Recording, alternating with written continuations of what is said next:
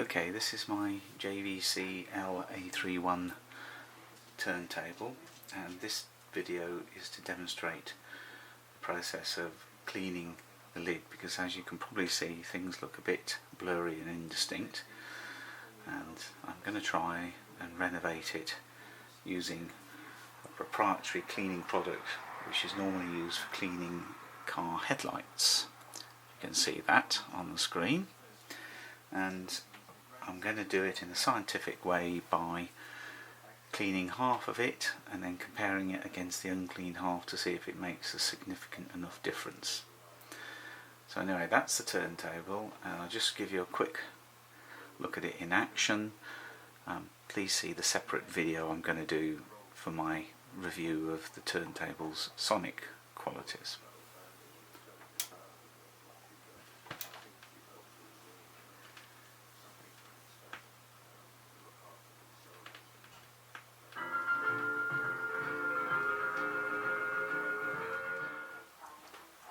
Right, I'm now going to hold the lid up to the light and see whether you can actually see all the imperfections. First, detach it.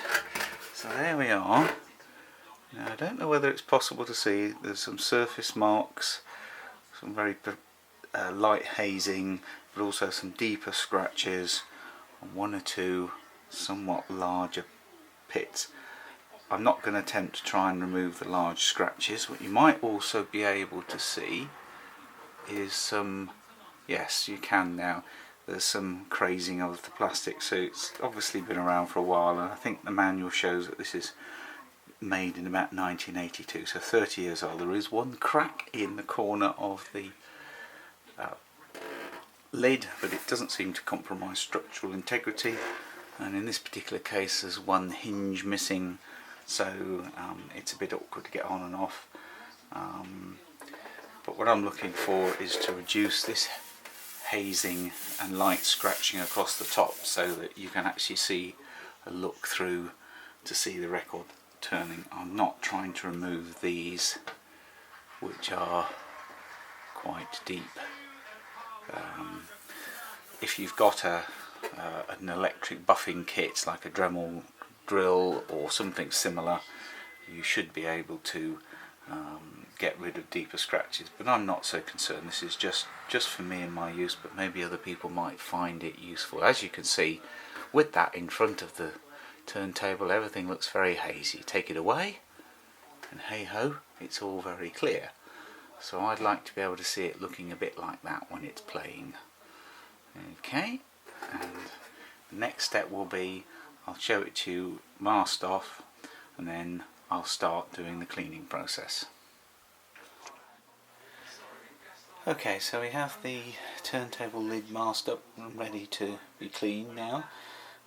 What I've tried to do is rest it on some books and magazines so that the interior is supported, so that it doesn't flex too much if I'm putting pressure on it when I'm giving it a clean, in case those stress fractures in the plastic get any worse. I'm just trying to keep it as straight as possible. So I'm going to have a go at cleaning the left hand side on this one, and hopefully that will show a marked improvement.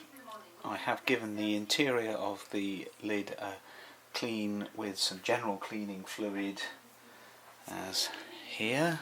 It's just really non-abrasive, and also a wipe with a microfiber cloth, and that's already removed some stubborn residues, because at some point this lid was covered in tape inside and out, so there's a lot of sticky stuff that needs to come off and dried and become hard. So just doing that is the first step, and I think if you are going to clean your own lid, then you should try doing that first, so that you can be sure that it's not just the scratches, and in actual fact I think it's quite a noticeable difference already. So now to cleaning, and we'll see what comes out of it, whether it's a worthwhile exercise or whether it's not. One thing I would point out is I endorse no cleaning products. I'm not on any kind of kickback, payback or bribe to do this. It's just for my own interest. The product I'm using is this. It's available from general auto stores around where you are, for, in British pounds, £8.50, so not extremely expensive, and I think they suspect there'll be quite a lot there to do other things with as well, should I need to clean and restore plastic in the future.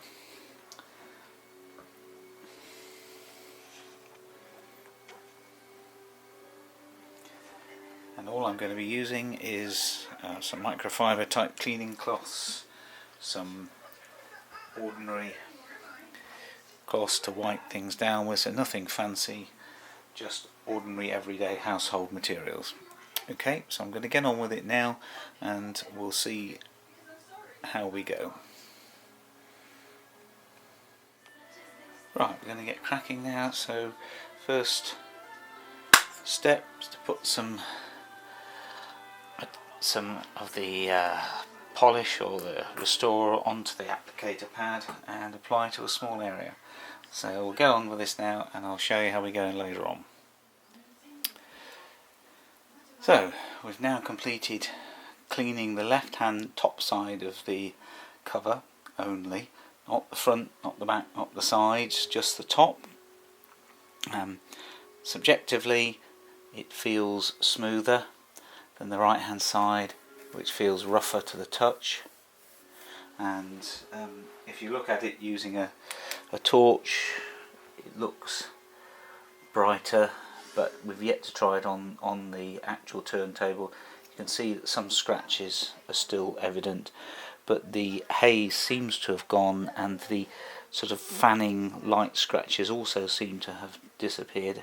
However, the acid test, as it were, is in the eating, so without further ado we'll switch off now and get on to the next part, which is to see what it looks like on the turntable.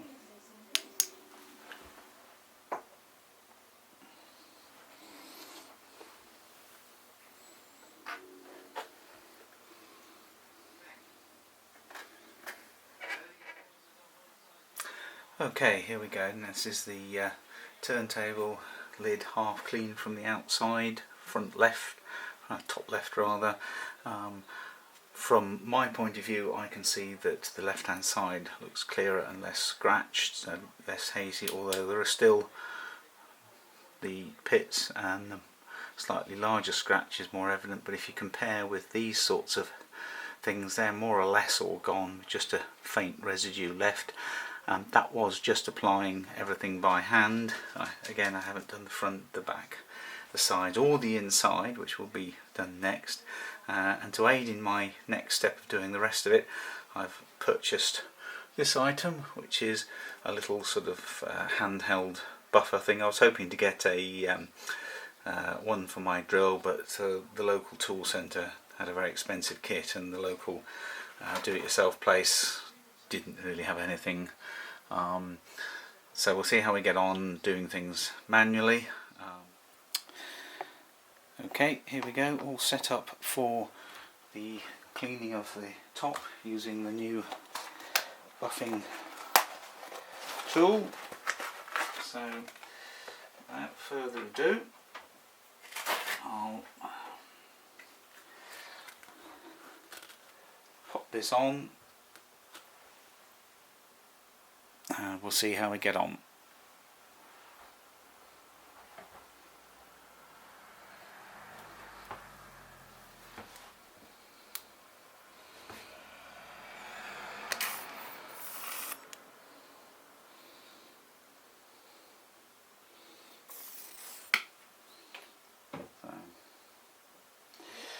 Here we go.